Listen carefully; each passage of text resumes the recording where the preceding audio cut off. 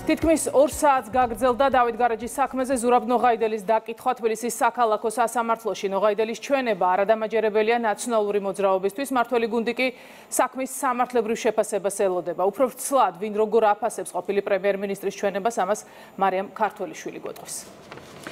დავით გარეჯის საქმის ერთ-ერთი მთავარი მოწმის ხმაურიანი ჩვენების სამართლებრივ შეფასებას ელოდება. ახლა მმართველი გუნდის სახელისუფლებო პარტიის თავმჯდომარე ამბობს, რომ დავით გარეჯის ირგვლივ განვითარებულ პროცესებში მიხეილ სააკაშვილის და სააკაშვილის ხელისუფლების როლი ნეგატიურია, თუმცა ის, რაც სააკაშვილზე ზურაბ ნოღაიდელმა თქვა, უნდა შეფასდეს კომპეტენტური საგამოძიებო უწყებების მიერ. სად მივა გამოძიება და დაიკითხება თუ არა გარეჯის საქმეში სააკაშვილი. ამაზე არ საუბრობენ ნაციონალურ მოძრაობაში, მეტიც ამბობენ, რომ ილიჩოვო მელაშვილის ბრალდების საქმე პოლიტიკურია.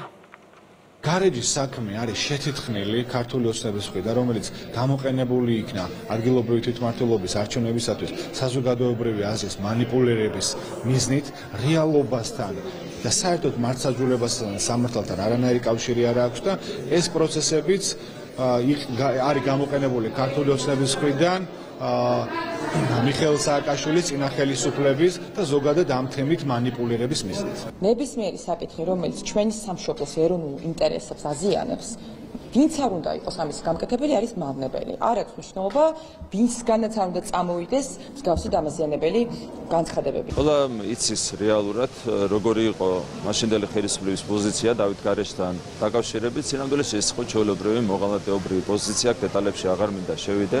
თუ დანაშაულის ნიშნებიც გამოიკვეთება, ეს არ ვიცი, ეს ჩემი საქმე არ არის, შეიძლება ეს შესაბამის მოუწყებებმა დაადგინოს, მაგრამ თავისთავად ის რომ მოღალატეობრივი იყო მათი დამოკიდებულება გარეჯის მიმართ, ეს აბსოლუტურად ცალსახად. მე წინსწრებად პოლიტიკურ შეფასებაში არ შევიდოდი, მიუხედავად იმისა, რომ ჩვენ გვაქვს ჩვენი აზრი და მოსაზრება ამ საკითხთან დაკავშირებით, ჩვენ ვუფრთხილდებით კონკრეტულ შეფასებებს, რომ პოლიტიკური სივრცე манипуляციისთვის არ იყოს არავისთვის.